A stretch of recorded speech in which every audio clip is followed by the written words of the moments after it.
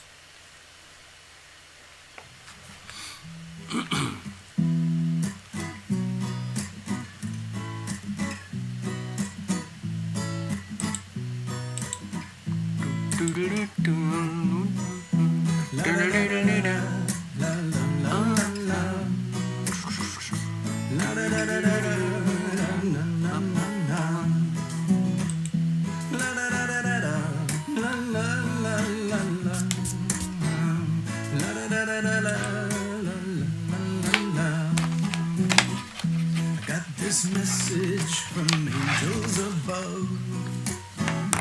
Come together in a circle of love. Put down your weapons and unload your guns. Come together in a circle of love. Yeah. La la la la la la la la la. La la la la la la.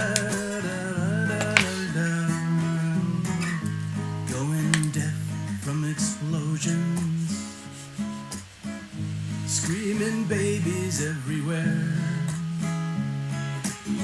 Their blood is flowing to the oceans. Our hearts are numb from trying to care, trying to care. I got this message from angels above. Come together in a circle of love. Put down your weapons and unload your guns. Come together in a circle of love. Yeah. La la la la la la. La la la la. La la la la la la.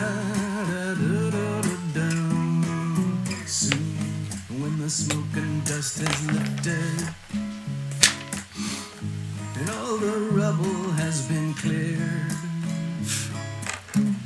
and all the bodies will be sifted, their ghosts will walk around for years, years and years. Yeah, I got this message from angels above. Come together in a circle of love. Put down your weapons and unload your guns. Come together in a circle of love. Yeah. La la la la la la la la la la la la.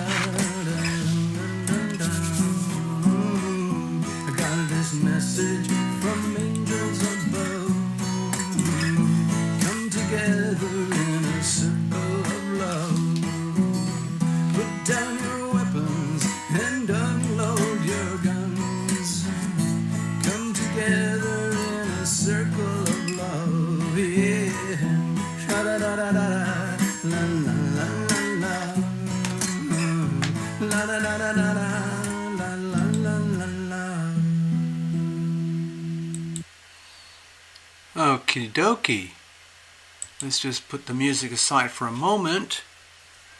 Looks like I have to make a couple of magic post-it notes already. Hello Maria. Hi Tina. Hello Starzy. Gregory, thank you so much. So I got to keep it very limited tonight. I've already got 2 bookings. We've only just started. I can maybe handle 3 and that's about it. I have to be very, very careful at the moment with my health and so on. So that's what I'm doing. Yeah, I have to do it, so that's what I'm going to do. All right, we got Mr. Ross.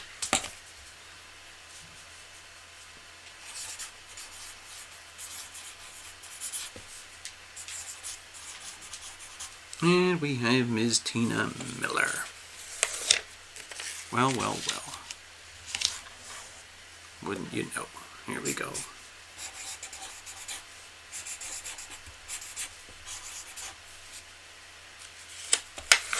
Okie dokie. Let's put those over here. And let's have a look. All right.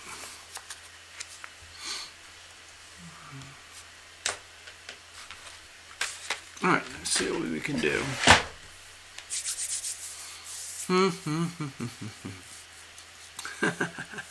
Glad I'm feeling better. Me too. It's a little bit different. Better is just different. Let's say different. It's definitely better than it was. And it's also quite different. Some of you know I've been under all sorts of healthcare stuff recently, and it's been very challenging these last 3 months. And I've still obviously got a few months to go, but definitely celebrating to be alive. For sure. Yeah, I'm getting some really heavy-duty treatments, and it's working. It seems to be like it's really working. All right, so I just made the astrodoodle for tonight, and we'll come back to that a second. I just want to say hello. Hello? Okay, there we are. It is nighttime, and it is in sunny Las Vegas.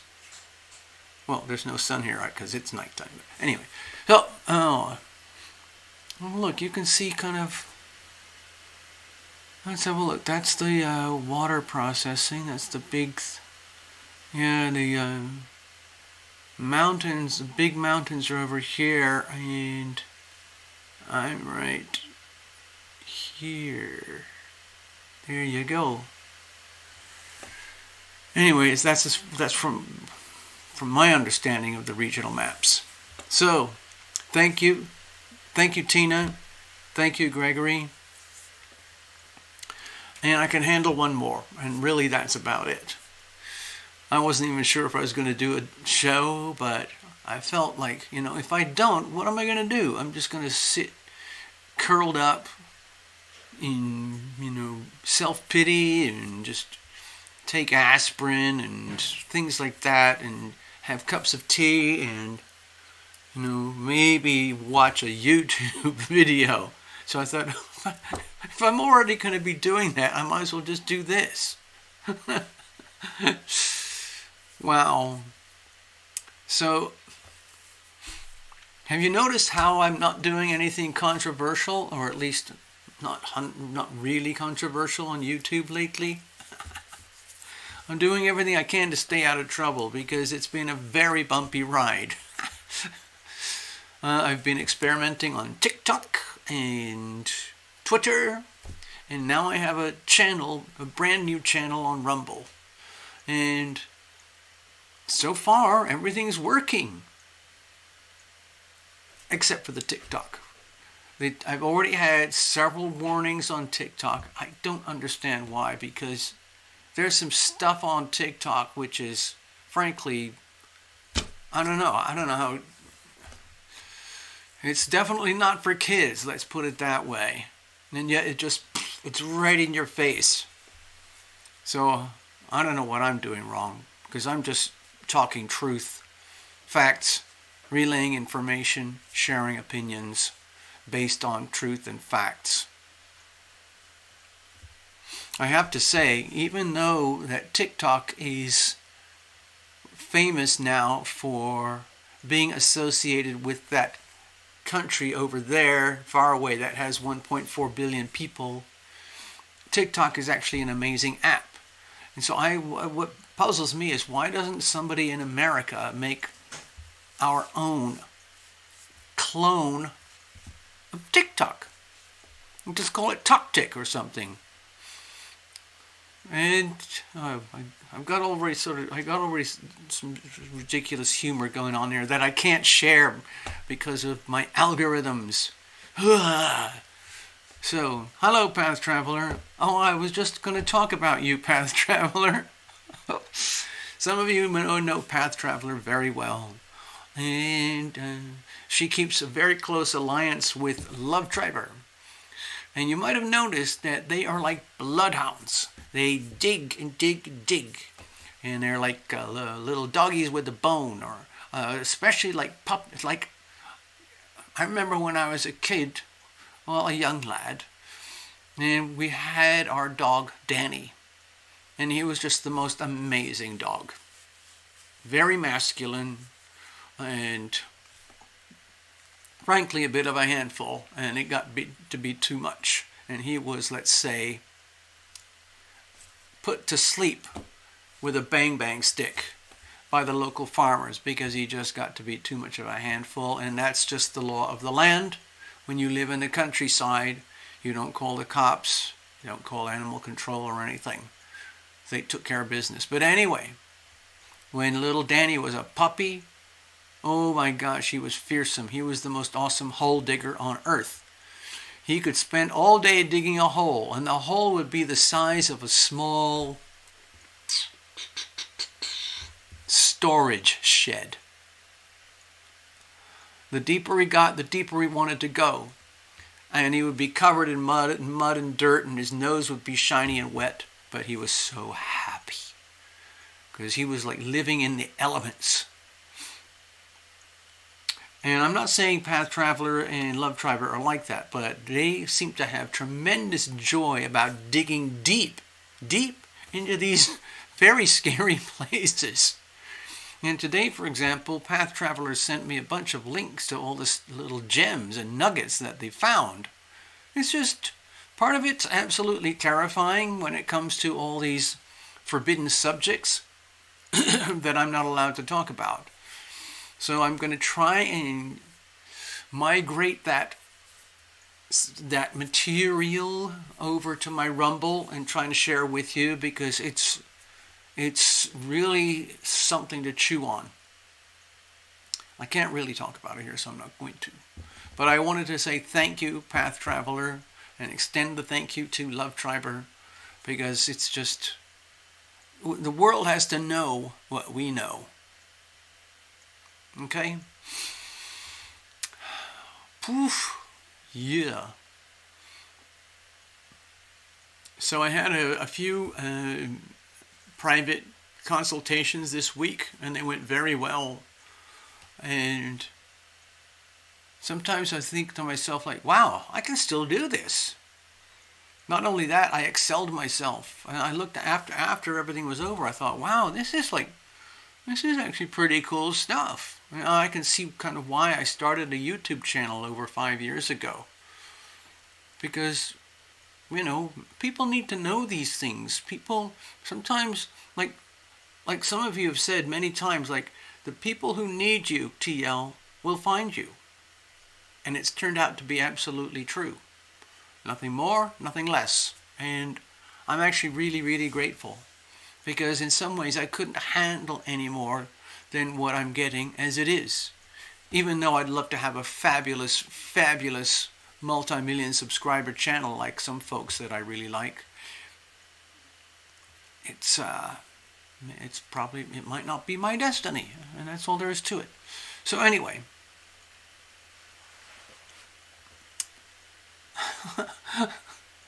Path Traveler is saying, honestly, they showed themselves to me. Well, I guess that's true in a way, but it's, let's say you're in tune with that stuff, and it just literally comes to you whoosh, through magnetism, through gravity. Like, you're built for it. You're absolutely built for it. So let's go over to the Astrodoodle briefly, and I'll see if I can, give some opinions and perspectives without getting in trouble here. Here we go. Let's have a look. So here we are tonight. It is Sunday night in Las Vegas. It's cold, and it's not freezing yet outside at nighttime, but it's getting close. Certainly by morning time, it's a few degrees just above freezing. I'm actually enjoying it. It's such a relief compared to the blistering, crippling heat. But you do have to wrap up. And I'm sure all of you heard about the amazing climate change issues staggering, frightening issues. We have snow. Not here in Las Vegas, but up in the Northeast. Can you imagine that? Snow? Now that I'm already getting into trouble. Oh, forget it. Oh, man. Anyway, you probably heard about Buffalo up in the Northeast. It's a town in New York. It's notorious for receiving astronomical amounts of snow every now and again through the lake effect, because the Great Lakes are up there. Let me just show you. So it sounds like I'm a news channel instead of some kind of scandal channel or some kind of conspiracy channel. So there's upstate New York. And Buffalo is right here. Okay, Buffalo's right here. So they get astronomical amounts of snow because of the way the weather patterns work around here.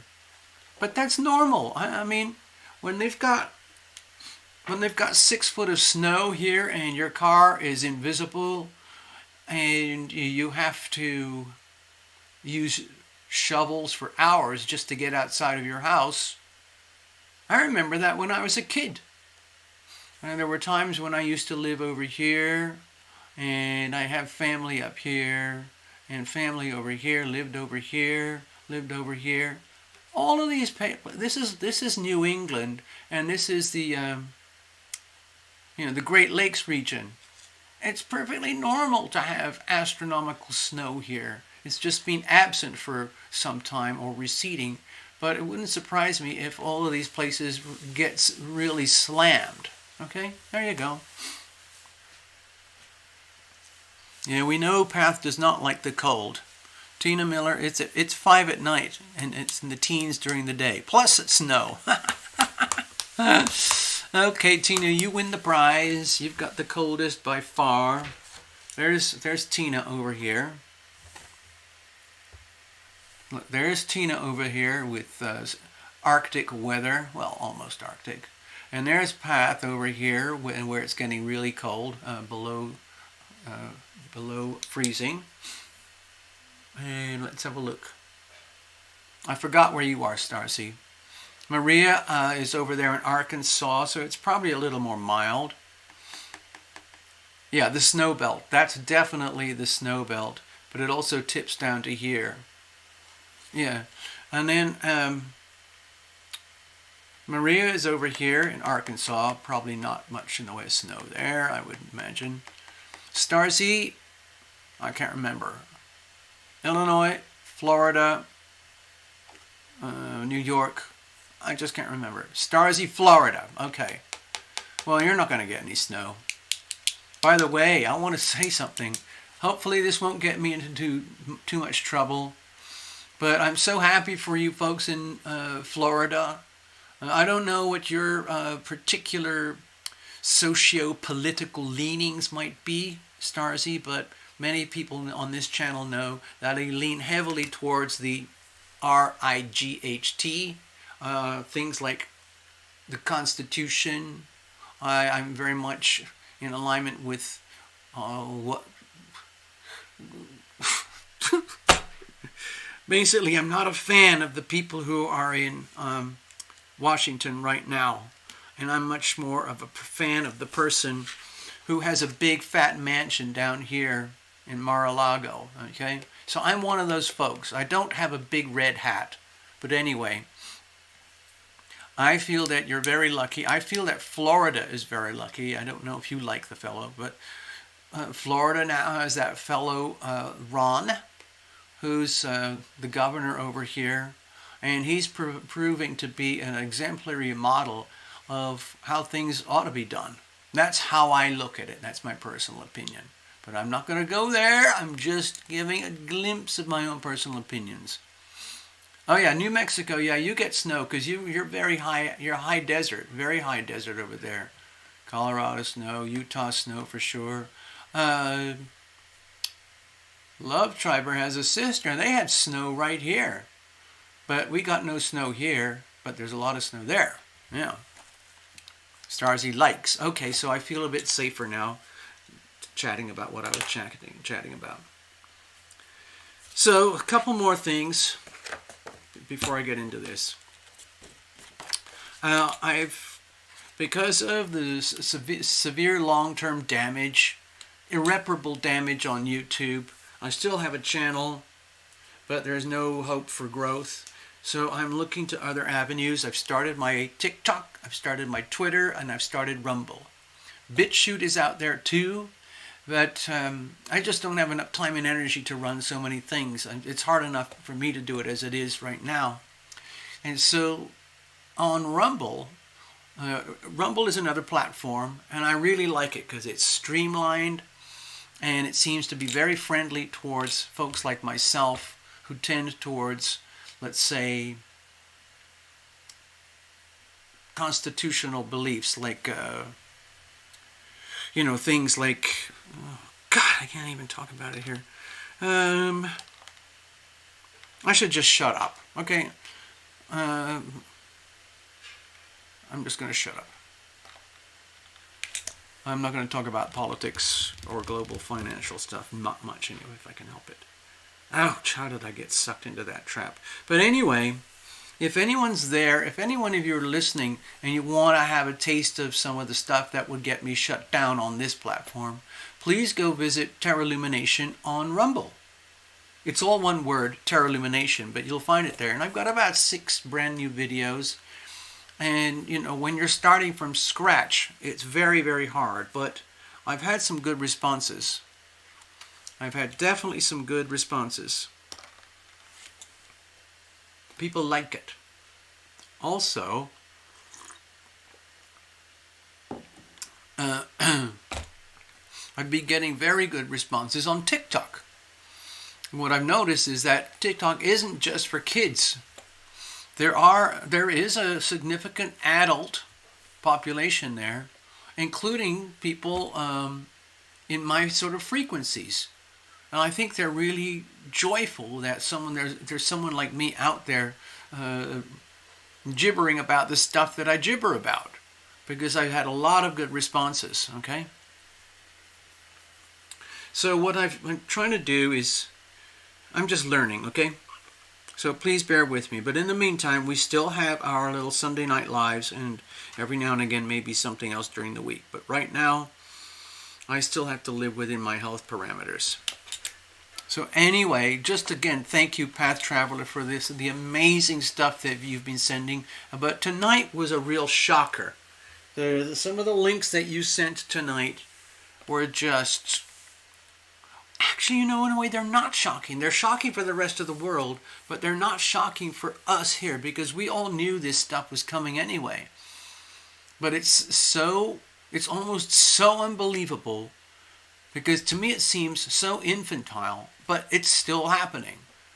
And it's happening because there are a small number of global elites who are determined to have all the power, all the money, and all the control, no matter what. So they're creating these absolutely outrageous plans and strategies and agendas, trying to make that stuff happen. But they're also receiving astronomical kickback. You might have noticed that there's tremendous revolutionary activity happening around the world right now, as millions, if not billions of people are saying, "Uck you," to the status quo in terms of the people at the very top of the global pyramid of power, money, and control, which includes money, banking, politics, and all that stuff. So some of the stuff that's leaking out, it's just staggering. And I'm going to be doing, I'm going to have to make a recording about it all, or some of it. Well, anyway, we'll see. So tonight we have this. I'm sure you can tell, we've been doing this enough time. Does anybody recognize that big fat green thing? Now, it's very fleeting because it's pivoting around the moon, and the moon moves very quickly compared to the rest of everything else. But at this very moment, we have something called a grand trine. It is actually a grand air trine. Gemini's air, Libra is air, Aquarius is air. It's just one of those moments. It'll last for, what, 10 hours or so as the moon transits through the tight degrees of the trine here. It's a very powerful, harmonious aspect. And what that tends to do, it's like having really, really cool balancing act with some of those, spinning ball acts that you see in a circus where everything seems to be like magic and it just flows perfectly. And yet at the same time, we have these really harsh, this is very harsh, this is very harsh, this is very harsh in terms of squares. Hard squares are some of the toughest aspects in simplified Western astrology. And we've got a triple tonight. In fact, you could say for a short while we've got a quadruple here because of the moon hard squaring Pluto.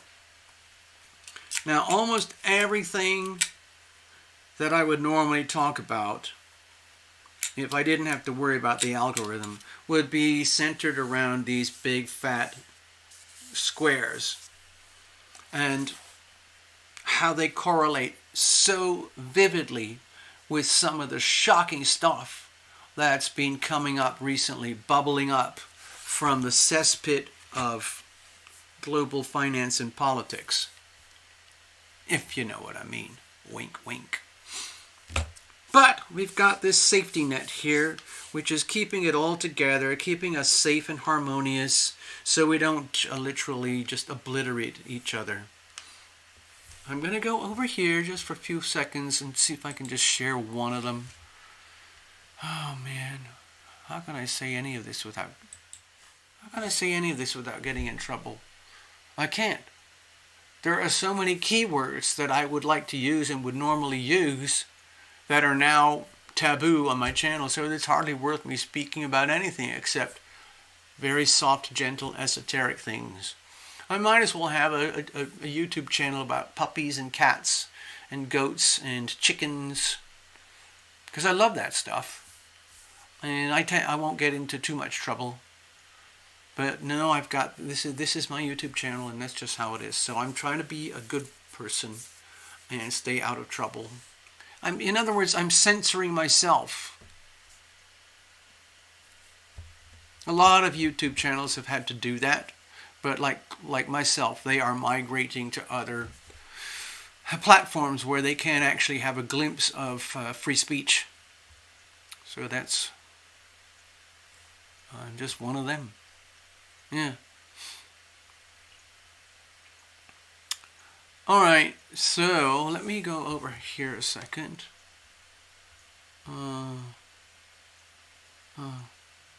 Love Triber's just checking in. Good evening, Love Triber.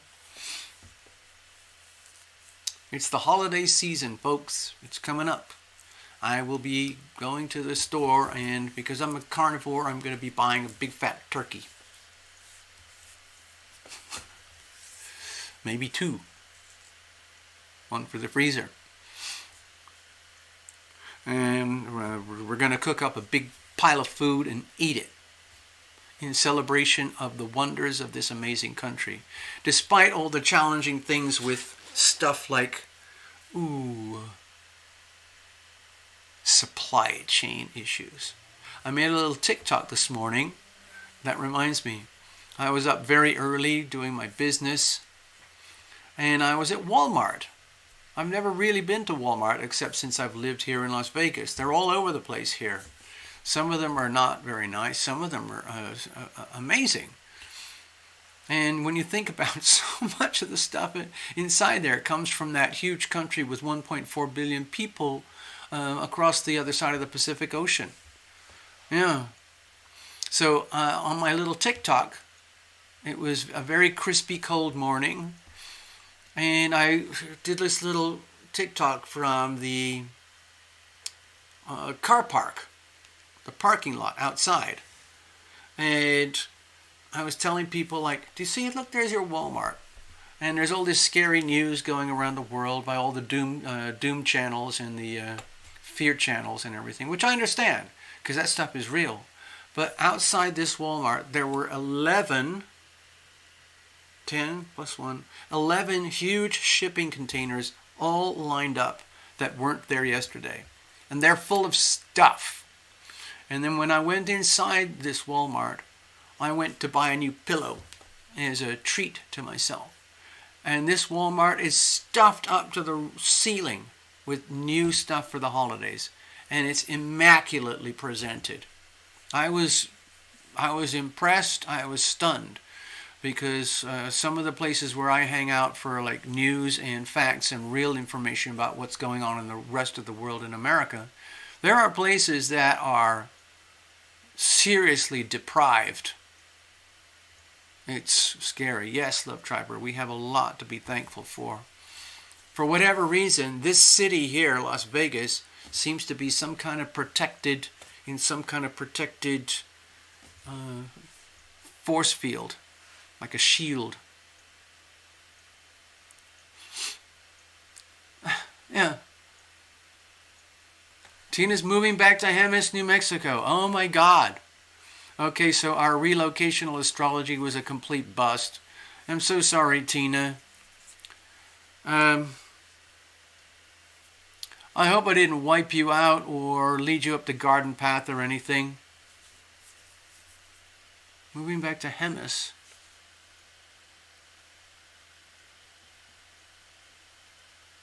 Yeah. Well, it's the eclipses. You know, eclipses can wipe out things and then recalibrate within a matter of weeks. They move very fiercely, very vividly, very quickly. Wow. So you've gone full circle. Oh my gosh. Hold on, where's my map? Hold on. Oh, let's have a look over here. Oh, okay. So you were over here. And then you were down here. Then we did the relocation stuff. Got you up here. It seems like everything's backfired. Blame it on the planets. And now going full circle. Back here. Yeah, that's 5,800 feet. That's high desert. Wow. Dear Tina, I have to apologize if you feel like I led you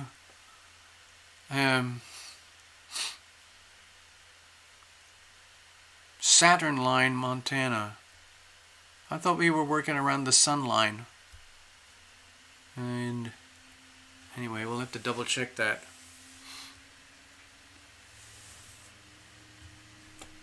I don't know how to make it up to you, Tina. We did a lot of work on that. Dear, oh dear. Alright, so I don't feel like... Let me just do one more little pass on this, but everything I like to talk about, I can't talk about here, so I'm not going to talk about it. But just in a very, very simplified, generic term, if any of you have very strong aspects with Aquarius, Gemini, Libra, and the air signs in general, and you might be feeling a sense of comfort and harmony and safety at the moment. If you are marked heavily with the fire signs, the fixed signs like Scorpio, Aquarius, Taurus, and even Leo, you might be feeling a lot of pressure, a lot of stress, a lot of, let's say, intense external pressure to change. This Pisces-Gemini square here, I associate this very, very strongly with a lot of the dirt that's being uncovered in our capital of American government. It's happening right now, very fiercely attacked. All the scammy, fraudy, disgusting, ugly stuff that goes on over in our capital with some of our leaders is being fiercely attacked by the voice of the people. Okay?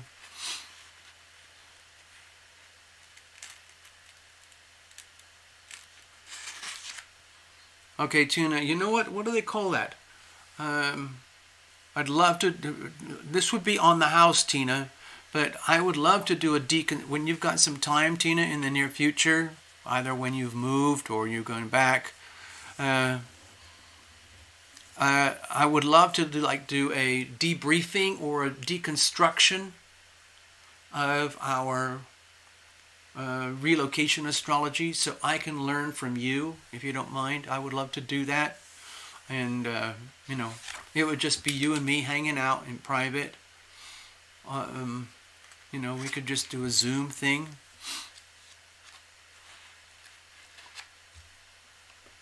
Yeah, I can't do. Obviously, we can't do it here tonight because of the chat is way too limited for that stuff. But Tina, I would love to re-examine that with you I want to know I need to know in depth about what happened and how and why. Okay, thank you, Tina, so much. So we'll set that up sometime in the near future when it's convenient for you. Okay. All right. Now, it's interesting. I've been dealing with a lot of relocational stuff lately.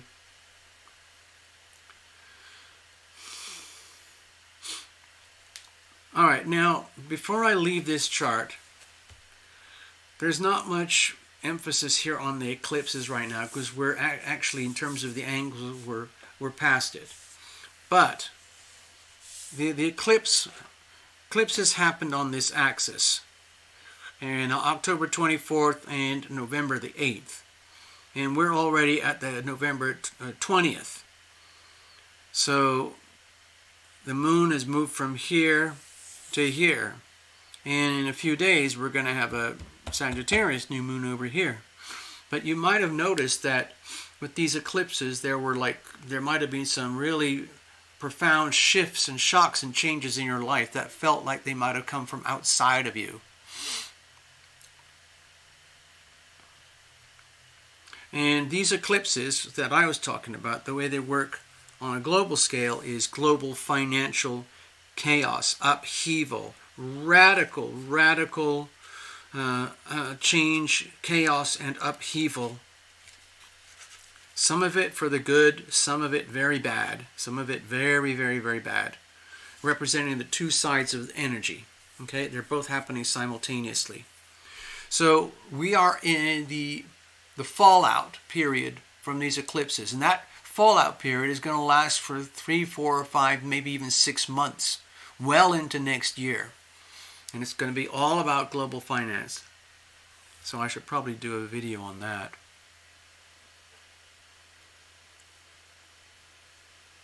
Wow, you already found the house. Whoa! Tina. All right, let's get on with it.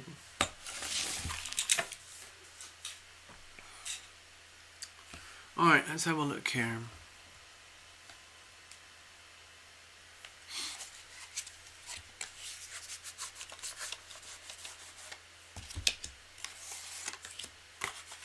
I'll put this over here. Now, is Gregory here? Did Gregory? I'm sure he's here. I thought I saw him way up at the beginning. Yeah, there he is. Gregory, I don't know if you're still here, but I see you right up at the top here when we started the show. Okay? Okay. All right. Yeah, welcome back. All right, let's time to roll up sleeves. Take care of business. Let's have a look here.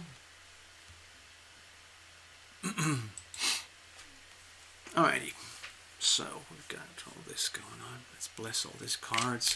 Bless every single card. Bless the whole deck. Bless the cameras and the lights and all the multiple softwares that are operating on my wonderful computer, which is still holding up after all these years. It's a good computer, but it's showing its age. I was over in Best Buy the other day. I was doing some fantasy window shopping. And it's really one of the first times I've ever seen something that I wanted and I could actually touch it and hold it and put it in my hands. And it was almost, taxes out of the door. You're looking at a $3,000 laptop. Phew. God, it's beautiful. It has so much freaking power. It's like a supercharged V8. And it's beautifully built as well. I don't often share things like that because it makes me feel like, wow, I'm lusting after things. And things seem to be so ephemeral. They just come and they go. You wear out your socks, you wear out your underwear, you wear out your body, and I've had a very nomadic life as well, and I've moved location about 32 times, and I've left so much stuff behind because a lot of the shifts in location happened very, let's say, in very challenging conditions that were very hard to manage, leaving me very little option besides just grab what I can and go.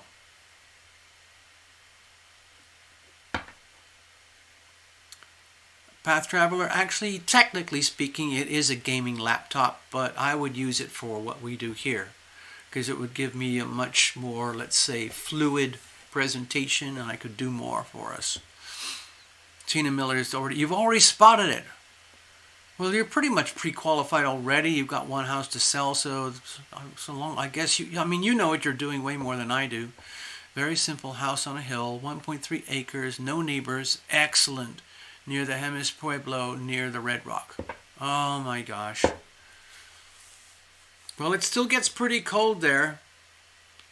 You're not going to get the subarctic stuff up there where you are. But anyway, we'll talk about that later. All right, Tina? Gregory, you're up.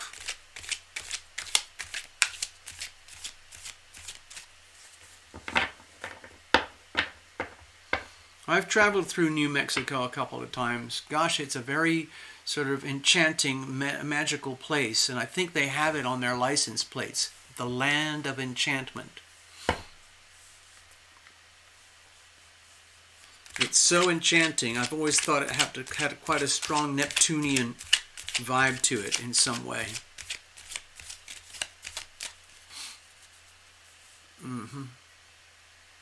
Oh, Tina, I wish you the absolute best. I'm sure it's going to work out fine. Cards are already well shuffled. As you know, no reversals, no flyers, no jumpers. I don't really do oracles right now or anything like that. Yeah, I've heard of that one. I was just gonna talk about that one, Gregory. I used to work in movies and TV shows a lot, and yeah, I can remember I was working on an Adam Sandler movie in Los Angeles over at the Sony Studios, and that was a lot of fun. And I was getting comfortable with some of the crew and just chatting, and I noticed one of the crew, "Oh, you're from New Mexico," and we were talking about the wonders of New Mexico and how it's. I wouldn't mind going back again for another visit, and she was saying, "Don't do it. It's the land of entrapment." Maybe that's how Tina got looped back into New Mexico. It's just like, you're coming back. You're coming back to New Mexico. You tried to escape, but there is no escape. Tina, we want you. Come back to us, Tina. And that's the magic, the mystical vibes of New Mexico. And it's true, it really has that vibe.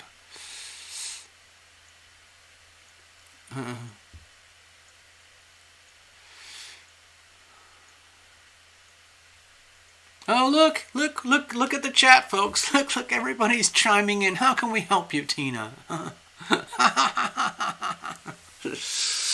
Oh, gosh. Yeah, anyway, so that was my story about the land of entrapment. I actually almost moved there, but that was quite a long time ago because it's almost like I wanted to be entrapped.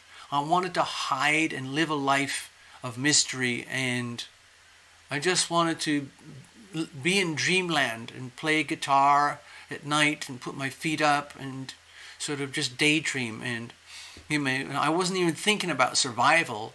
I just wanted to be comfortable and be happy, and I felt a good vibe there for me. But it probably meant that you're not going to have a job, TL. You're not. There's no jobs for you there. Not for me. Not the way I work. Maybe in the arts with Santa Fe. And Gregory tried to set me up once with doing remote readings for a beautiful artsy cafe in, I think it was Santa Fe. But that never worked out. So anyway, we try. All right.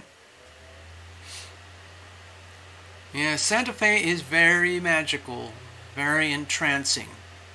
All right, let's get back to work, people.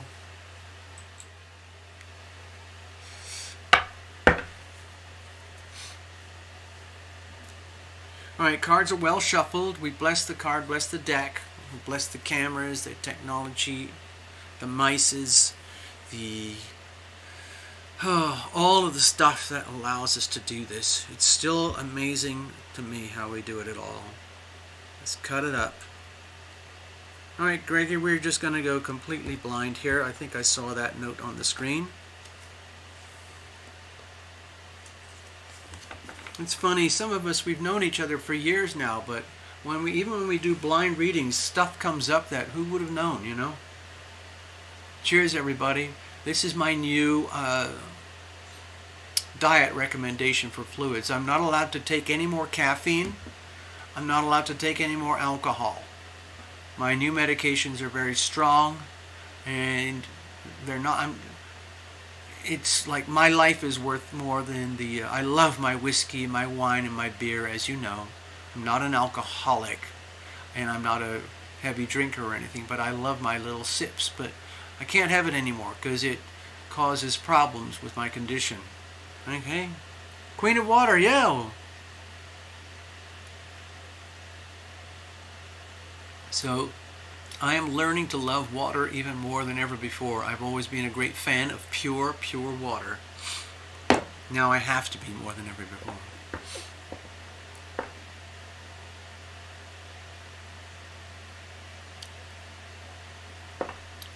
Yay! Alright, here we go. Cards are shuffled and cut. Let's see what's happening. Okay, Gregory. I know, just by the way, everybody knows Gregory Ross here. He's a very accomplished, highly respected attorney who happens to be in New Mexico. So there you go. Anyway, we've all kind of shared these really amazing up and down journeys together, and we're still doing it. Thank you, Gregory, for your generous donation tonight. Here's the situation. Here's the challenges. Here's how we're going to handle it. And let's have a look at the surrounding influences, which, as you know, I almost always default to the planets. Queen of Water, welcome, welcome. Now, Queen of Water, are you in the parts of Australia where you've had those really serious flooding problems? All right, here we go. Let's have a look. The Chariot. Okay, so I'm getting very rapid fire messages here. Very strong messages for you, Gregory. Like, it's very much, to me, this feels very much about seize the opportunity.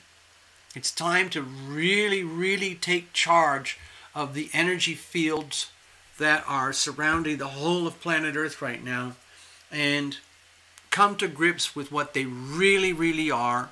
Harness that energy in order to, let's say, propel your life forward in the way that it's meant to be. Now, it doesn't mean you necessarily have everything mapped out, because sometimes our personal will can be on a very different pathway to the will of heaven, okay? And even though it sounds like a contradiction to like what the self-help, be successful people would tell you, over time I've noticed that I'm much happier when I live according to the will of heaven as opposed to the will of my ego. And so what I feel is happening here with the Chariot card, it's really important to understand the will of heaven compared to the will of the ego, and choose wisely. In the end, they both have to combine so that it's indistinguishable.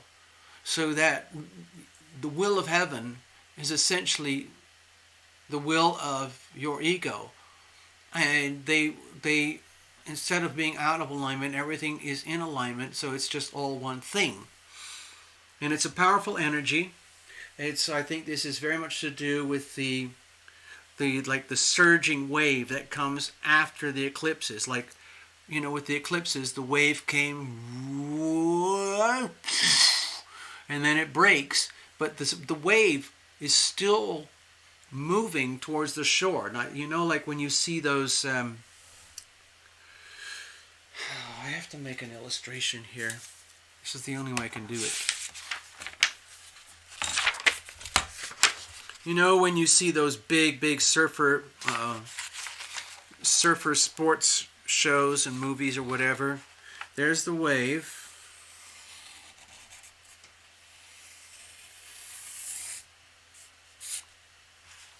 All right.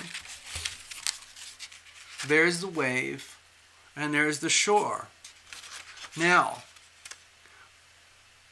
we just came out of the eclipses just a matter of days ago. Let's just say this energy here represents the eclipses. Like, whoa! That's not the end of the eclipse energy. We're just up here right now. And the point from here onwards is that we need to ride this wave. You don't want to get caught under and smashed under by this huge, powerful wave, which was the Taurus, Scorpio, second house, 8th house eclipse on the north node axis. Okay, we still have, imagine that this wave still has a huge life cycle still remaining before it crashes out and fizzles towards the shore. So this time period here is like months. Okay, as you have to ride this wave for months to come. And that's what I'm thinking is happening here with the Chariot card for you, Gregory, is that you have to understand that you are poised. You've already survived the eclipses. It might have been bouncing, banging you, smashing you around for a while. But let's just be confident. Let's say you have survived. You're on the wave. You're cruising through. And you are a skilled astrological surfer. Now you have to hang in and stay on your surfboard and keep control of it for months to come, okay?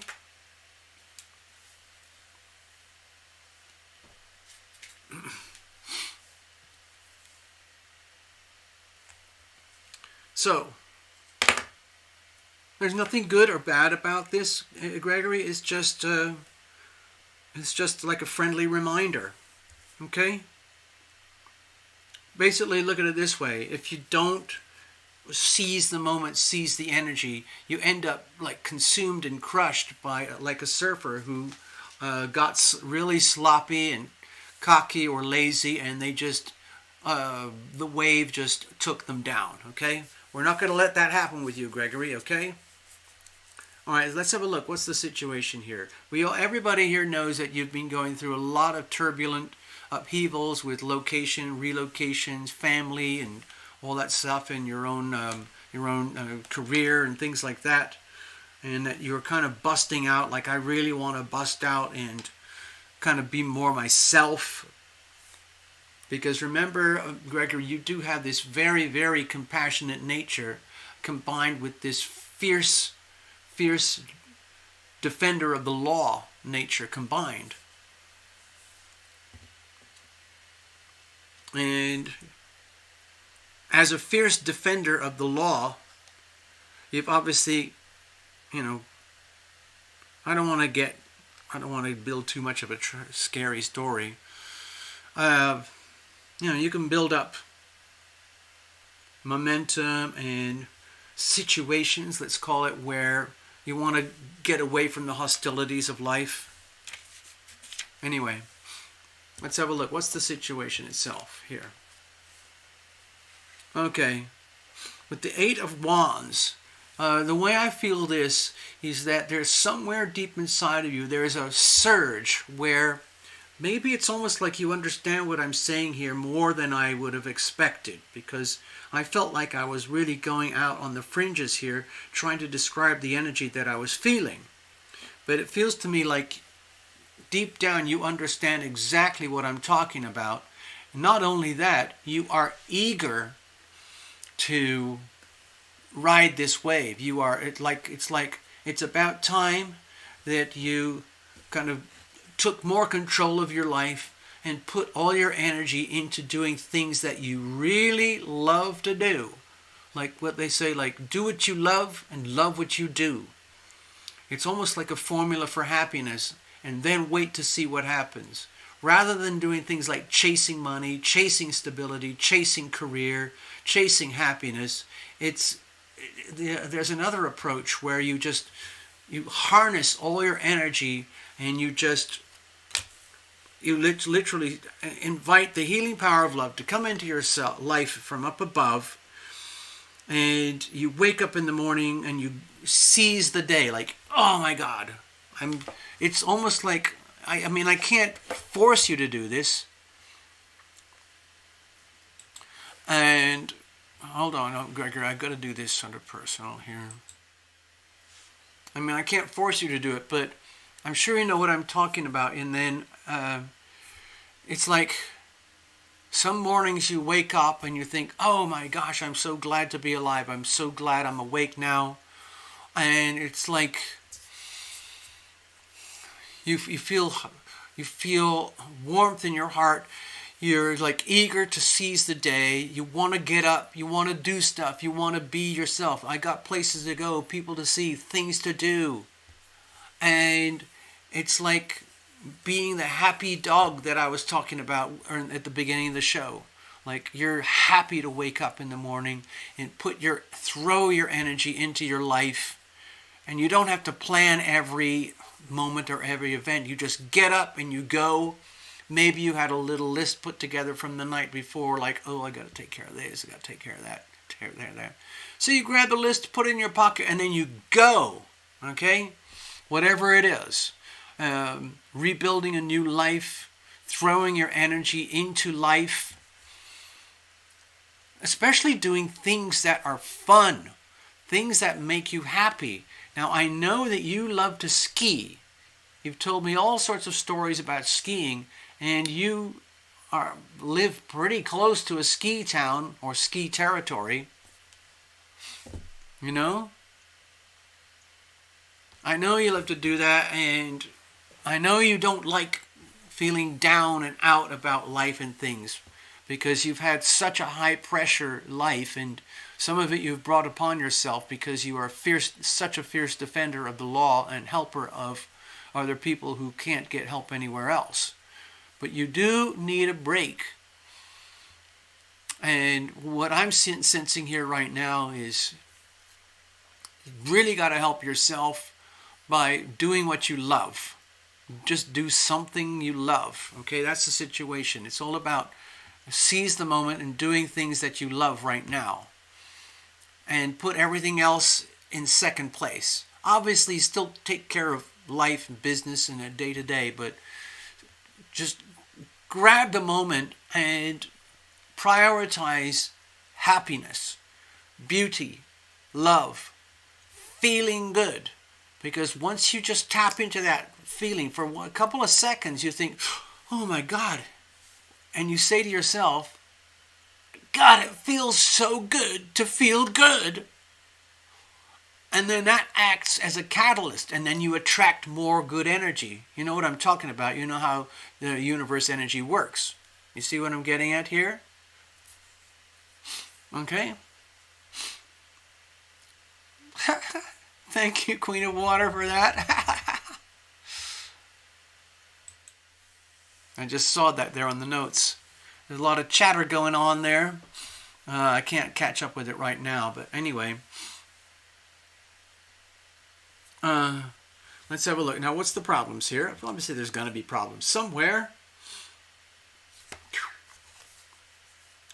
Okay, let's just say in simple terms, I'm not sure exactly what that would look like or what that would do.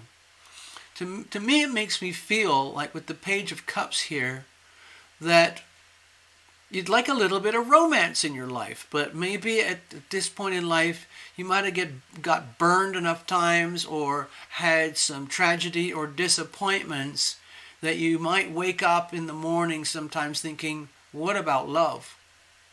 Okay, thanks, Tarot Illumination. Great, thanks for all of that. Thanks, Tarot Illumination, for all that. Yes, thanks for the pep talk. Let's get up and go. But what about love? Deep down inside, Gregory, you're a very loving person. And you deserve to be loved, okay? Be loving, be loved. But it looks like to me down here inside of you, there's this extremely deeply buried, very delicate, sensitive part of you which is questioning the whole phenomenon of like universal laws, universal truth. Like, I am loving, but am I loved? You know, it's just like, I've been loving, but am I being loved? Does anybody love me the way I can love them? It's like a puzzle. I want to know. I want to love. I want to be loved. And that needs reciprocation. Now, I don't have a formula here how to do that, but let's see what happens on this card. But that's what I'm sensing with this whole thing. I know you've been dealing with a lot of, business issues and lots of very challenging stuff with home and family and properties and things like that. But this looks like a completely different story about what's really, really going on. And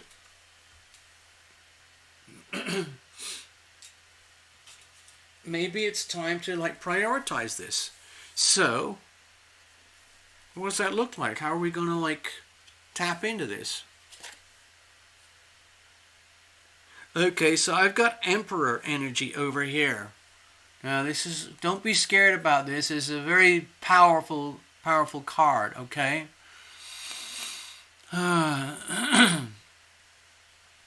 And I think this kind of reinforces the Chariot energy here. These are two major arcana, so some of this energy might feel like it's out of your control. How am I actually supposed to grasp this energy? How am I supposed to actually tap into the energy fields that you're describing, TL? And what the solution energies and the strategies that are coming up are Emperor energy. And to me, that's, in this context, it feels like, okay, I'm just going to kind of get really personal here. Because, Gregory, you have this deeply sacrificial part of your nature which gives and gives and gives almost to the point of depletion sometimes, and for very little benefit to the self, to you, the person. Okay? And I'm not saying to ever stop that, because that's obviously one of the aspects why people love you. And there is that energy, be loving, be loved. And you've done a lot of that. You've been very loving and you have been loved. But some of that might be more in a professional context and rather than a personal context, okay? And so with the Emperor energy here, my feeling is there's no shame in prioritizing yourself and giving yourself permission to feel really good, to feel like I am the boss of my own life. I am the leader of my own life. I don't have to put up with any BS from anybody anymore. I'm not an evil dictator. I'm a benevolent leader. I'm a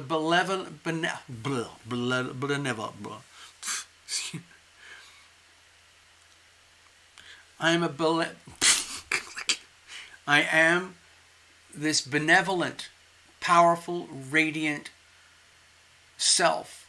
and I can handle anything and do anything, and I need to live in emperor energy. And that's kind of like living by example.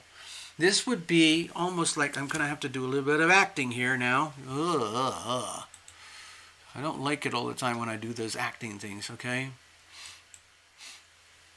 It's where, like, when I was talking earlier in the reading about, like, posturing yourself to get to the point where you give yourself permission to feel awesome, to get into that vibe, wake up and live by example. And it's not just a concept. It's not just a theory or a conversation here. It's an actual, it's love in action. Like love is as love does, okay? It's like, okay, Queen of Water's got a good point there. Like, give that heart love to yourself, okay? Path is saying, Gregory, just let go and be you, okay? Allow yourself to be your most glorious self. And anytime you feel like you might be getting sucked into a pit of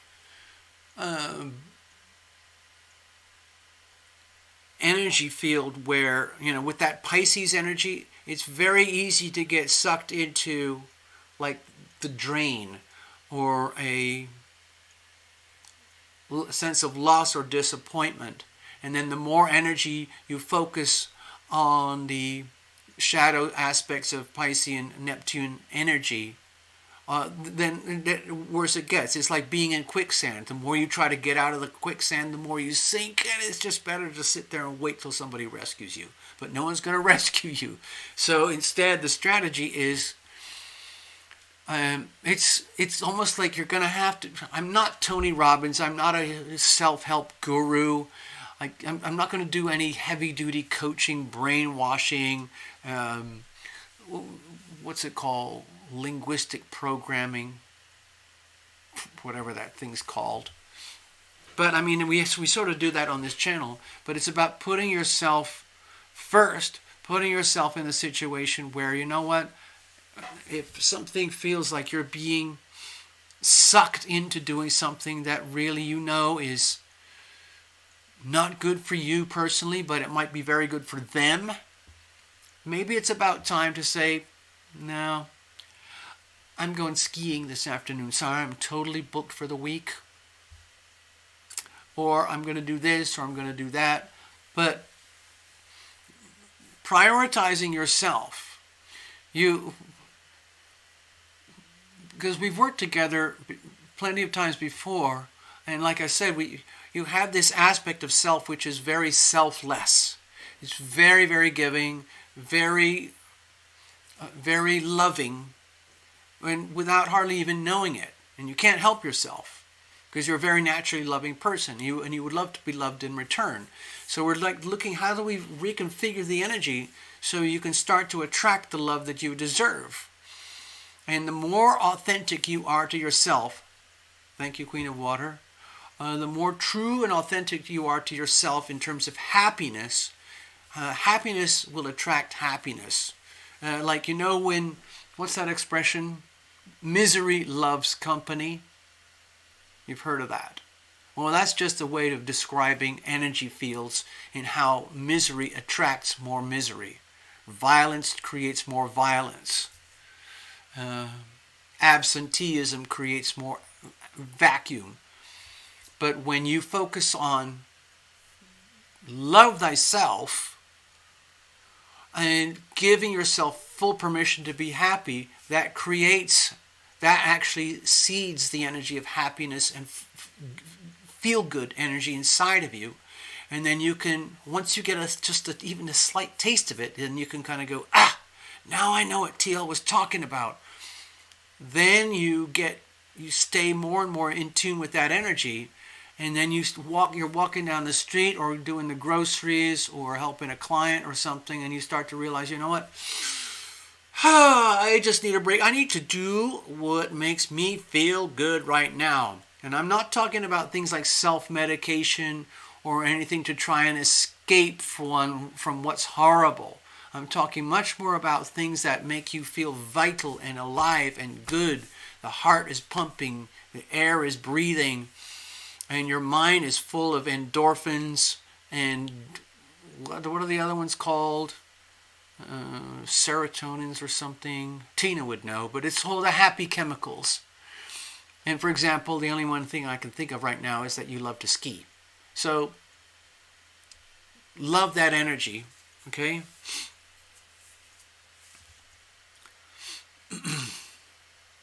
So that's what I'm sensing from the reading. I hope it makes sense to you and you get something out of that. And you can take that forward because, like I said, with that surfing wave image, we're looking long-term here. This is not, the reading that I'm talking about here is not a quick instant fix. What we're talking about is just committing yourself to feeling good. And once you get it, you'll attract it. Ask for that to come to you from above. I want to feel good. Please send me something. Send me somewhere, someone, so that I feel really good. Because I know what TL said is true. It feels good to feel good. And when you get that first taste of that, that is the seed for going forward on that wave. Then you just stay there. And instead of being scary, like, oh my God, it's like, whoa, man, this is cool. I can do this. I don't know how to surf big time, so don't quote me. But anyway. See, so, like, by the way, Gregory, now talking about skiing and surfing, I saw these incredible ski videos today when I was having my little decaf early this morning at the cafe. And this was on the Red Bull TV channel. And it's obviously about these extreme sports. And they take these world-class skiers and they follow them down these outrageous ski journeys. And it's all tracked with drones. It's absolutely mind-boggling. Of course, these guys are high-powered, highly skilled adrenaline junkies living off 2 Red Bulls before they actually jump off the cliff and go. But it's very much like surfing because they're going. And at the end of the ride, when they come down to the bottom in the little ski village or whatever it is, they're like, woohoo! Whoa, man! And it's all on camera, okay? All right. Thank you, Gregory. So that might have been a bit of an unexpected theme for a reading, but that's what it is. That's what came through to me, and I have to call it as it is. So let's put this all back together. I'm going to put on a little tune for you because I know some of you have been asking for more of my tunes. So I'm going to do that. Next up, we've got Tina over here. Thank you, Gregory. I'm going to put this over here now. Okay?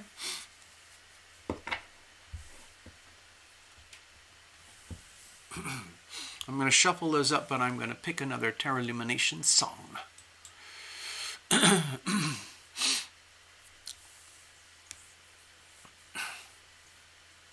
Let's get out of the dumpster and feeling good.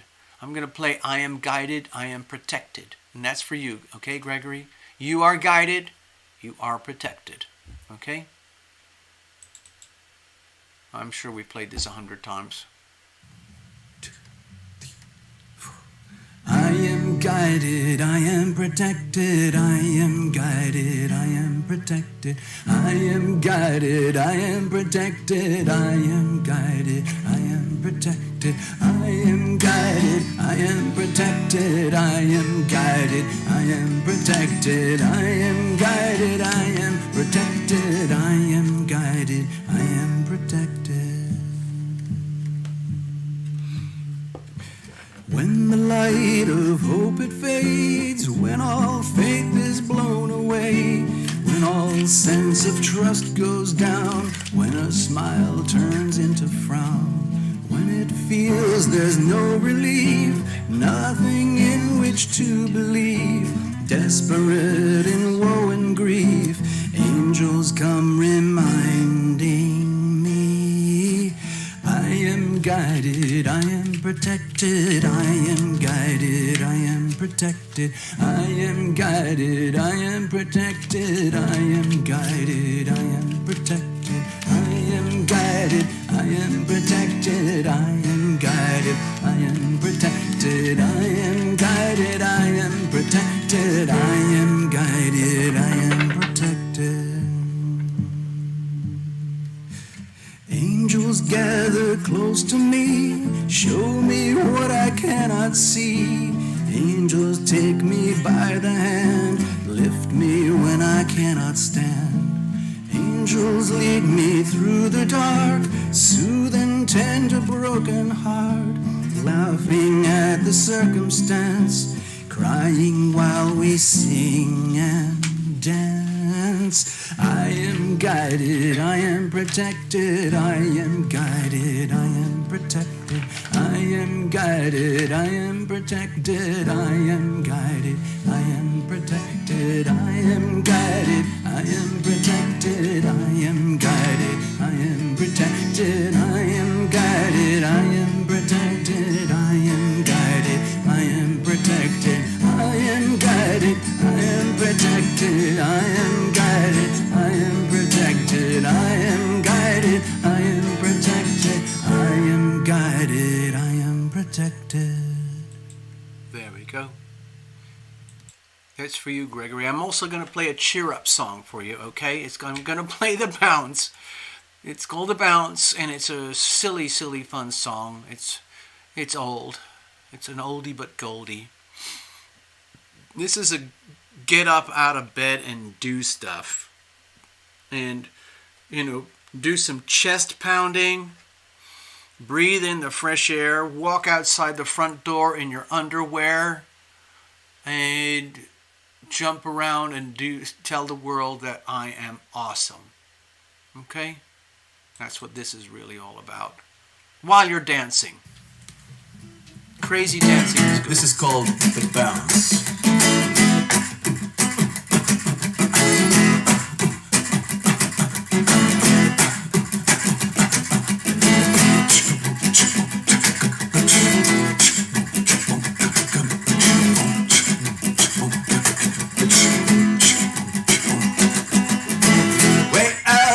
Tokyo, even in old Moscow, in some parts of Trinidad, I remember the good times I had, all along the Great Wall of China, on the decks of ocean liners, with the Incas up in the Andes, way out in Los Angeles. Let's bounce, let's bounce, let's bounce, let's bounce. I smoked powwow with Geronimo. I've been downtown with nowhere to go. I made peace between the West and East, and I've met Beauty and the Beast. I swam around the great equator. I started out sooner than later. I've been out to both of the poles, and I know where you don't grow old. Let's bounce. Let's bounce. Let's bounce. Let's bounce. Let's bounce.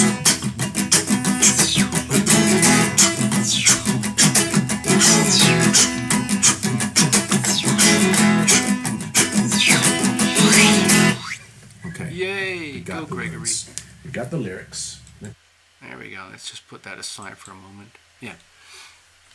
I was trying to give Gregory a bit of a cheer up there.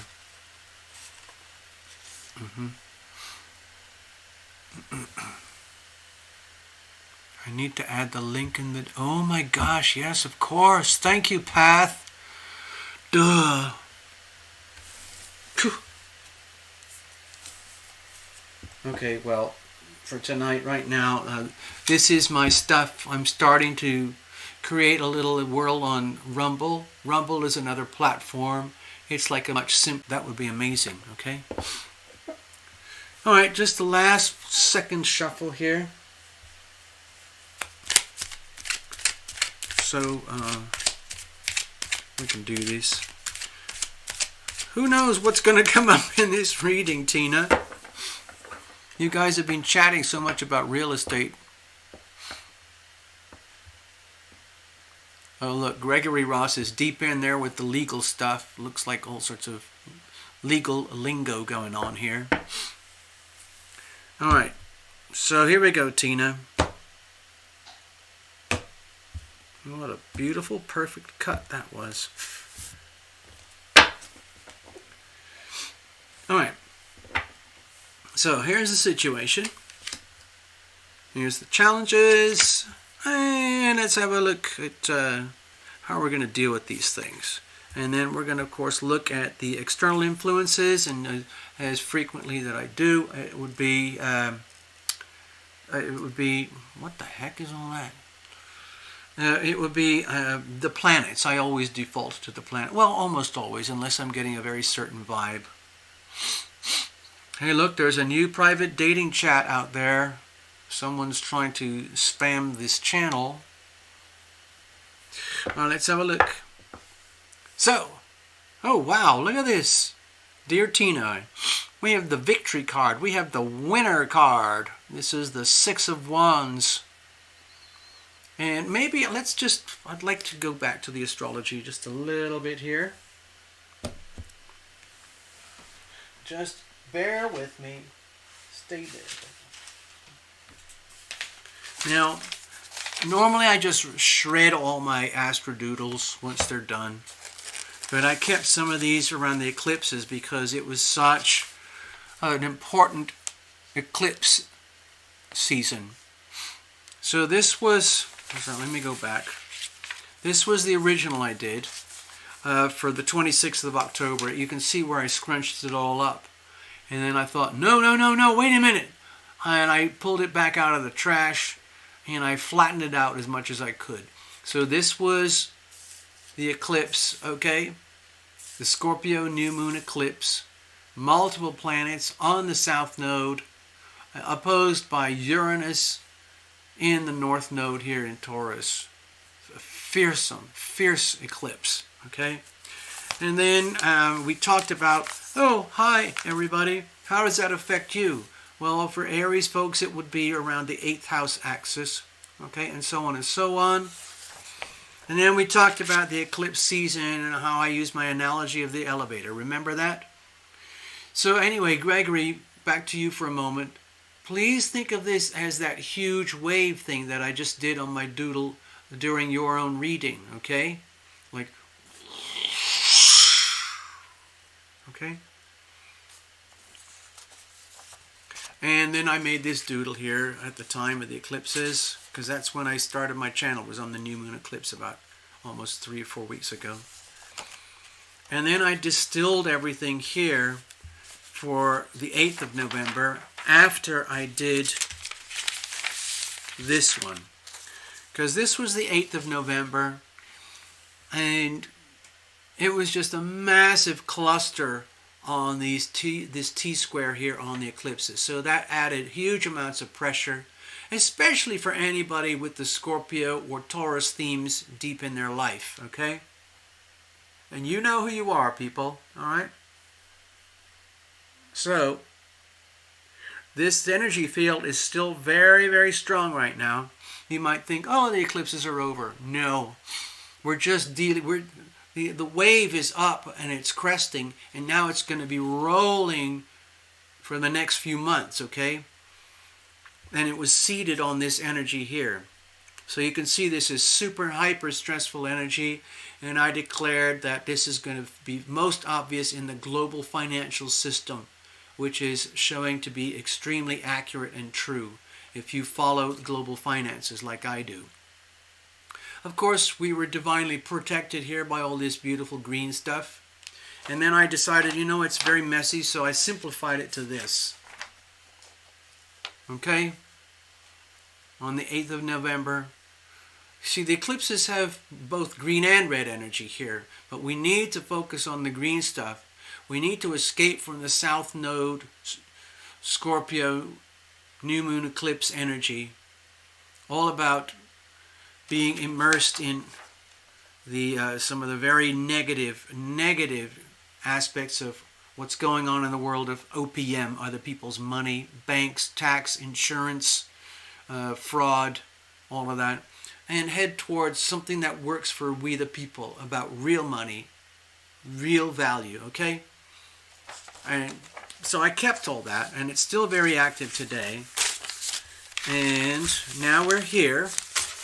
You can't see any really markings for the eclipse because we've actually technically passed it. But that axis is still very active here.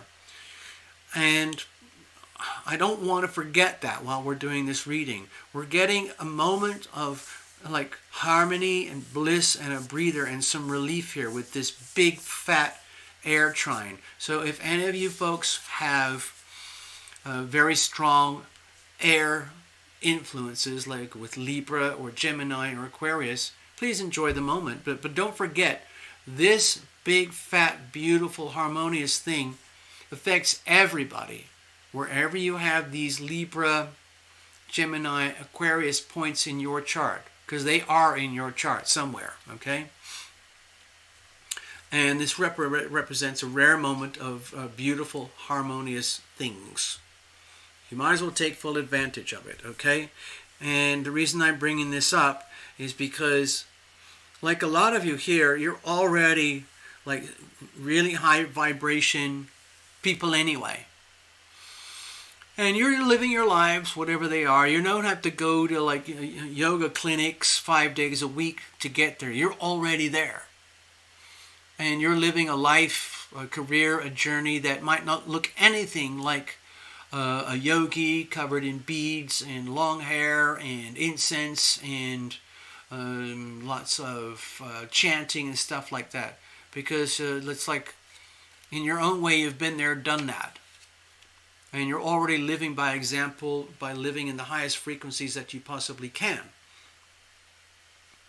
And so what I was thinking here, what I was feeling for you, Tina, is that this Six of Wands energy corresponds to this very moment in time right now where everything is good. It's all good. You've heard that expression, of course, millions of times. It's all good. It's all good.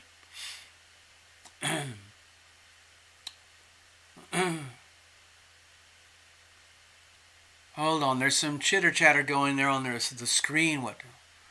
I talked on them coming. Hold on, what's that? I just want to catch that. Anyway, so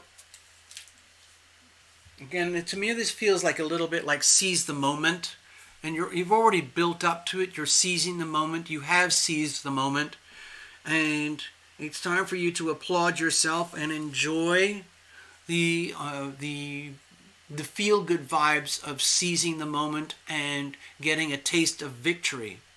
And that will carry you further along the eclipse wave as you surf it for the next few months. Okay? Hold on, I just want to see these. What's this? Dating chat. Well, it's I don't know why it's there, but anyway. Well, good luck, Tina. FYI, I sent TL the link for the house. Okay, I did 2 paths. Okay, so I get to see the link for the house. Thank you, Tina. Then Tina says, another work thing happened. You started to fill out an application for New Mexico, but you didn't complete it. But the director of the ER got my info and called you. Whoa! You've got the interview tomorrow, and you talked a long time, and coming in February, you would work for him. Oh my God! Wow, that's just so freaking cool. Talk about being in tune.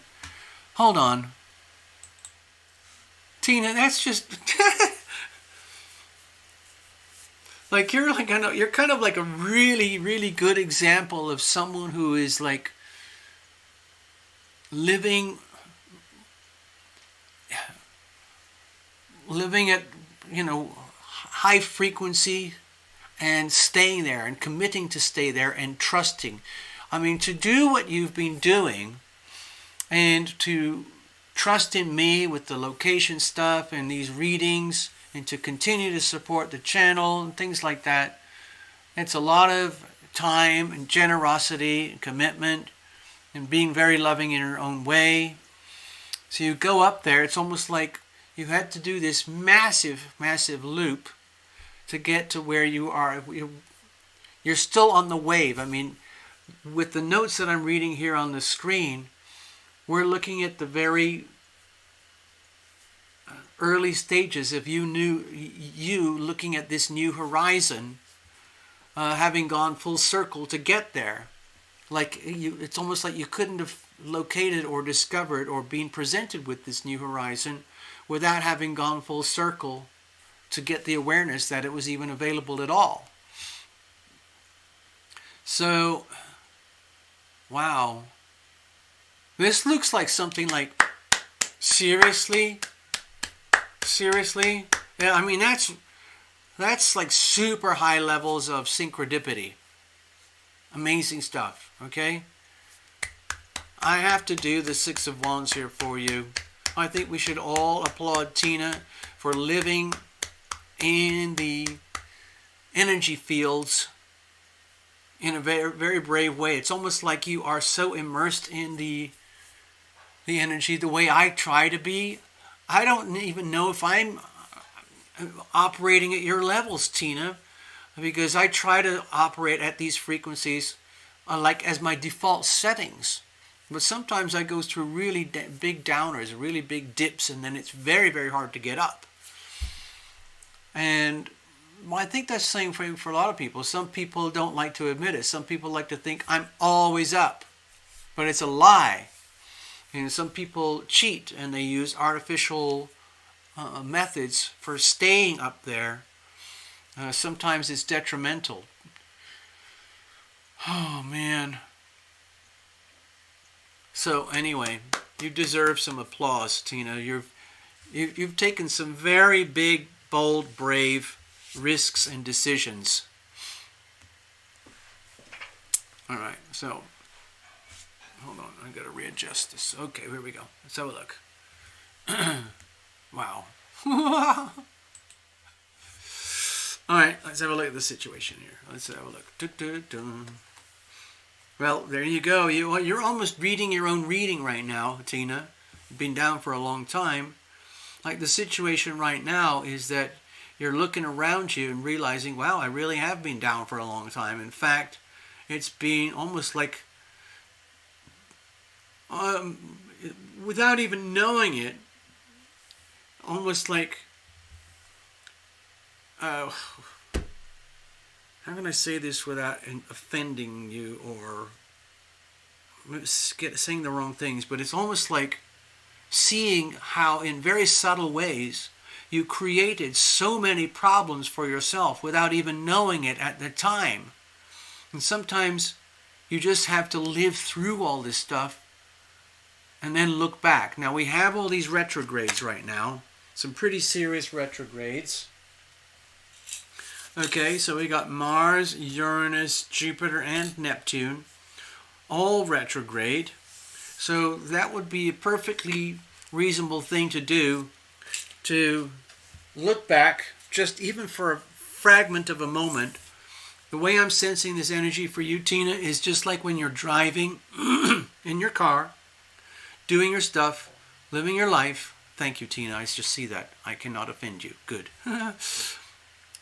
And I don't know about you, Tina, but this happens to me. I'll show you. I'll try and illustrate this. I'll do some more acting. Okay, so there you are. You're tooling along. And you know when you're driving, and your eyes are basically here. But when you've been driving for many years like I have, sometimes you allow your brain to go over here while you're driving there, but your eyes are sensing something over here. Okay, and it's all happening simultaneously. You're not heading into a huge car crash or a collision or anything. And then every now and again, of course, you have to kind of like flick your eyes up here to check the rear view mirror, or you check the left side mirror or the right side mirror. And it only takes typically a couple of seconds, maybe not even a second, to absorb the information of what you see in the rear view mirrors and translate that information into how does that affect you right now in your journey forward. Like when you come to like a four-way stop, and you have to absorb a lot of information all around you, like who's coming at you from left or right or north or south or east or west. Are you going to run over any pedestrians? Is somebody going to run into you? And really your job is just to, like Path Traveler would say, stay in your own lane, okay? But driving takes a lot of presence. You have to be very, very present. And that includes rear view mirror stuff. I'm going to share something with you about my dear brother, because he used to swear, like, you know what, screw mirrors, I just go forward, I never look in the mirrors, I just go here, there, do whatever I want to do. And shortly after he was telling me about his philosophy on driving, he ended up in a hospital with huge plasters all the way from his hips down to his toes, because he was almost killed outright. He was driving a truck, and he was, I don't know how he did it. I mean, he must have been distracted or something, or tired, and he smashed the whole thing up. And it was his fault. And I think he's changed his philosophy since then. I think he's much more of a gentle, mellow driver now. Anyway, let's get back. I was giving the analogy about, for you, Tina, like right now, the situation is about just taking a quick glance in the rear view mirrors of your car, your vehicle, which is your like physical body, the thing in which you are living your life, the shell, and realizing just by taking a very quick look in the rearview mirrors, you're seeing all these things like, oh my God, my past. What the hell was I thinking? You know, I'm not saying it's a trail of carnage and roadkill. All I'm suggesting is that these wands here represent energy lost, energy gone wrong, things that coulda, woulda, shoulda been awesome, but it's energy that was lost because you were on a journey of growth and consciousness to be the person who you are today. And you're still having to hold your ground because you're still on the journey. But of course you're much wiser now. Much wiser because you know a lot about anything and everything that can go wrong. Okay? So this is not a bad card for you at all, okay? Don't be scared. To me, this is just like a wake-up, a reminder, just like you would get when you're driving in challenging conditions, and then you take a quick glance in the rearview mirror, and then you recalibrate. Very quickly, you kind of go, whew, whoa, I'm glad I saw that. Oh my God, I don't want to get in trouble because I know what it's like. Like a lot of times, like to stay out of trouble today, as an adult driver, you have to have had some horrible experiences that you survived so that you know how to evade trouble, get out of trouble, stay out of trouble, not even get into trouble in the first place. So, oh, thank you, Tina, for that comment in the bottom there, because that makes me feel vindicated in the work I did with you, the work we did together. If I had not moved to Montana, I would have always wondered. It was a journey I had to make. All right, so to me this feels like it's an understanding of you understanding about the way you expend energy in life and how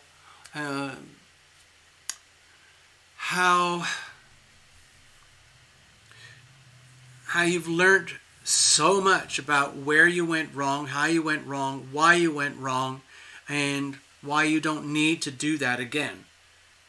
You still have to be on full alert all the time when you're on your journey. You still have to have, a rear view and two side mirrors in good condition all the time anyway. But you don't want to spend your whole life wallowing in the misery of the past. You're still on a forward journey in life, okay? So let's have a look. What are the challenges here? Because we always have them. See this fellow here?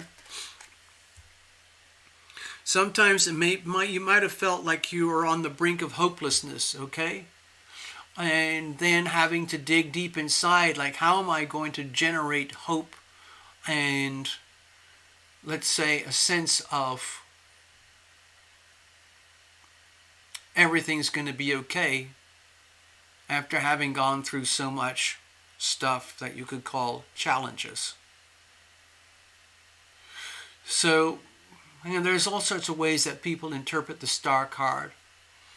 This could also indicate that, well, it could, but I think it also does indicate where, like in your situation, Tina, because you are, I would say, very self-actuated,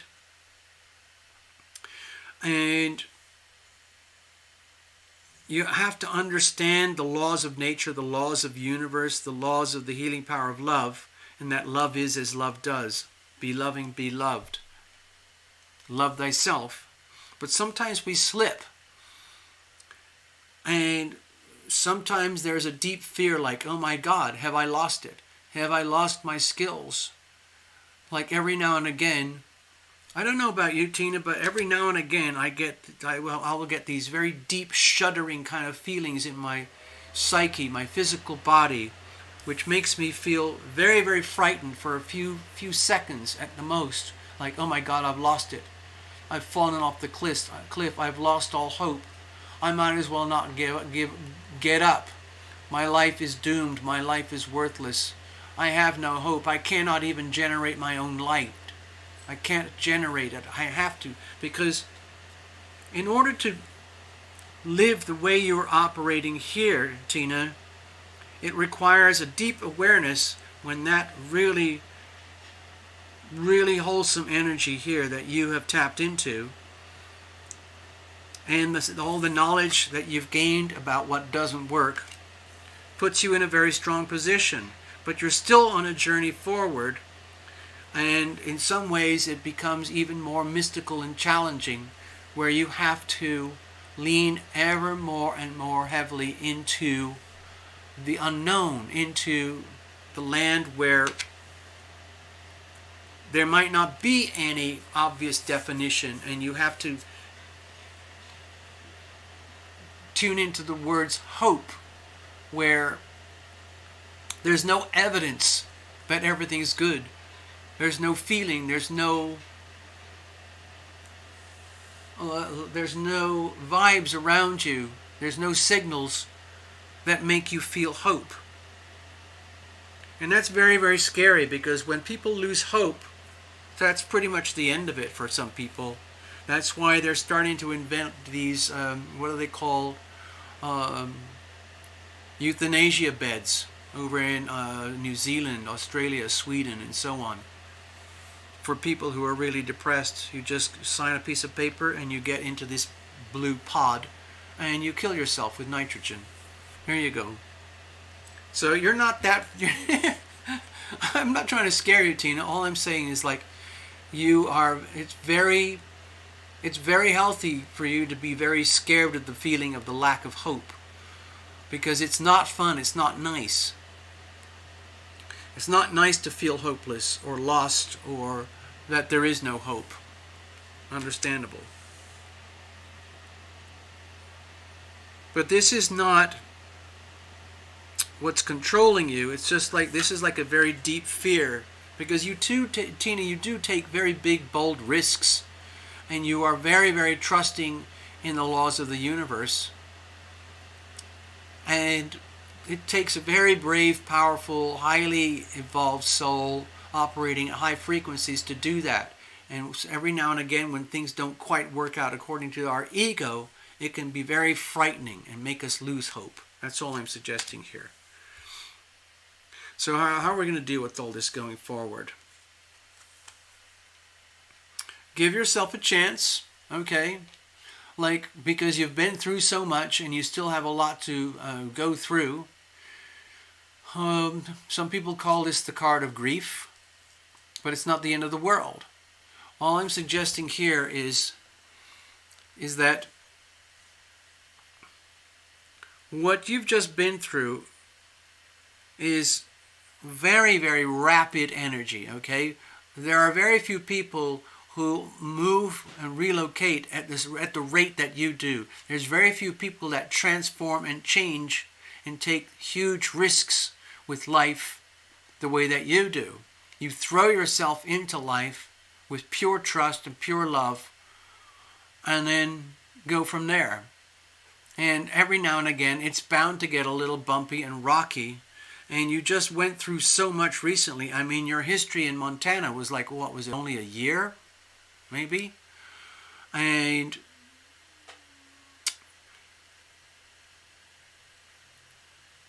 if there's any kind of energy for you, like it's beyond feeling sorry for yourself, but there's like this feeling like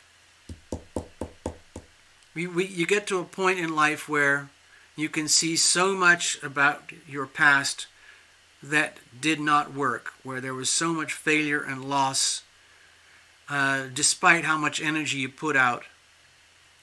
But you're going into a stage of reclamation right now, where you're completely reformatting, and I think it's very, very tightly aligned with the eclipses, and you're heading absolutely in the right direction. But if there's any kind of grief, any kind of deep, deep, heartfelt soul grief that is being suppressed at the moment because it's very inconvenient and you don't want to deal with it, especially because you've been through so much so quickly, and it's probably put some, challenges on your body, mind, heart, and soul that you were not allowing yourself to deal with as they happened. But now that you've actually dealt with it, you're dealing with it, you're outside the other side of the eclipse, and you've already moved on in a truly stupendous way. You might have like a pile of residual, like emotional fear, grief, sense of loss about everything that you've been through that didn't work, and yet you know you have to move forward. But I don't know. Okay, I'm going to go back to the car analogy. Okay, Tina? I think this is the best way I can describe it. Like when I'm on my own and I'm driving and I go on a road trip or something, I love to be out and about. I'm sure you all know about what that means. I just love to be out and about. But I'm also a serious homebody. I like knowing that I have somewhere safe to sleep. Long ago, I used to go on long road trips, especially when I was a motorcycle maniac. But in cars, it's a little bit safer. And sometimes when I go on my little road trips, even little tiny road trips, I get these emotional surges, where it's almost like this reading also applies to me, almost in person, where I will be doing everything the way I'm talking about here in the reading, where I'm aware of the journey, I'm fully conscious, I'm checking my mirrors, I know where I've come from, I know where I'm going, I know about my mundane 3D reality, and I'm going to take care of business. But sometimes just a tiny fragment of a thought or a feeling comes through, and within, I don't know, half of a second, maybe 1, 2, or 3 seconds, tears are rolling down my face. And it's because the grief of something, like one of those wands in the Nine of Wands card, it's like one of those cards, one of those wands suddenly surges up inside of me. And it's very, very painful. And the only way is to allow spontaneous weeping and just let it get out. And then after that it's over, I'm gone. And I'm back to my normal chirpy self, okay? So, good night, Path.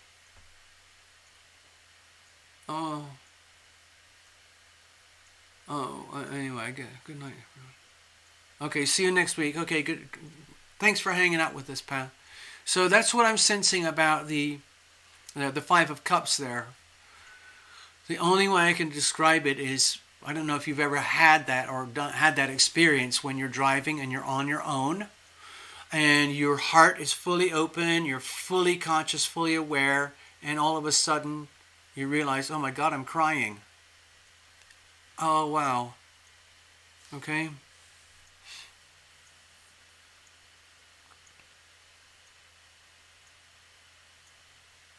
That's the solution. Let the tears flow. And get them out of the way. Tears are very powerful. I think they've proved it with some kind of weird alternative healing tests, examinations, like the chemicals that come out of your eyes in tears it's miraculous in terms of healing. I don't quite know how it works, but anyway, it's an amazing phenomenon. I wonder about Saturn. Saturn 28 degrees Aquarius. Let me go back to the charts. Everybody say goodnight to Path. Good night, Path. We'll catch up again soon. I know it's very late for you. So Tina just reminded us she's got Saturn in Aquarius, 28 degrees. Kaboom! Okay, Saturn, that's not quite right here. Saturn is actually, let me find out for you exactly. Because Saturn is in Aquarius right now. And it is on 19 degrees. So it's only 10 degrees away from your natural Saturn in Aquarius. Wow. So there you go, Tina. No wonder there's so much pressure on you to evolve. Intense pressure to get on the eclipse wave, get up there and surf it to completion. It's like you're being forced to do it. Extreme pressure. The Saturn pressure is about the 3D reality of taking charge of this. Wow, that's amazing.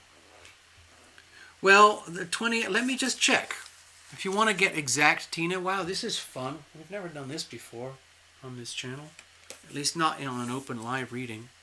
So Saturn, it might not be, let me check. Saturn, 28 degrees. It's not going to be this year. It'll be in probably like February 2023. Okay, remember Saturn moves very slowly, all right? Saturn will be at 22 degrees by the end of the year.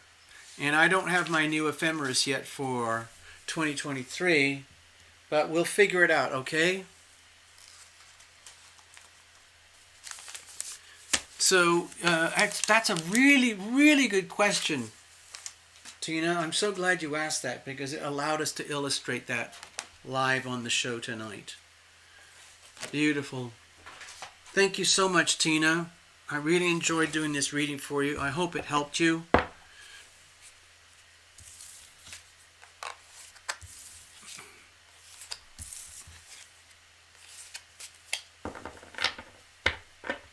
It's not how many days till the 28th degree, it's how many months. Okay, Tina? All right. Wow. Well, this was a very interesting reading. There are a lot of things I want to talk about that I can't, so I don't. I'm not going to do it. The only way that'll happen now is on my Rumble channel, so I invite folks to go and visit me on Rumble. And it's very early days, so forgive me. It might look very shaky, or I'm like a little bit nervous, or I'm not very confident, but I'm doing the best I can, all right? I don't have an exact date on me. It'll take me a while. I could get the exact dates for you, but let's do that another time, okay, Tina? You've got plenty of time to get prepped up. We're talking months, okay? Well into 2023. And if there's a retrograde, at some point there will be a Saturn retrograde, then it will be even longer, okay? You missed me? Oh. Oh. Thank you. Okay, folks. Like you know, I've been doing these abbreviated shows because I can't handle much. I can't do the 4-hour gigs anymore. 5 or 6 readings per show, plus oracles. I can't handle it right now, so I don't. So I'm going to wrap things up very quickly here tonight. Thank you, Tina. Thank you, Gregory, for your kindness and generosity. Awesome. Best luck on your journey forward. I'm going to check out with everybody personally now. Thank you, Starcy, Tina, Gregory, Path, Love Triber, Maria. I don't know if Maria's still here. And there's the dating chat. God. Seriously, F off, will you? And I think we covered everybody. I think I said... Anyway, thank you all for visiting and showing up. We're starting a new week. We're still deep in the eclipse energy. And it's going to ride us well into 2023, okay? So... understand that it's a very deep, long-term astrological event, energy field that goes. Please allow 2-4 months at least, okay? All right, I'm going to bow out very, very quickly and say goodnight to everybody. Leave you with a little teeny bit of music here. And then farewell.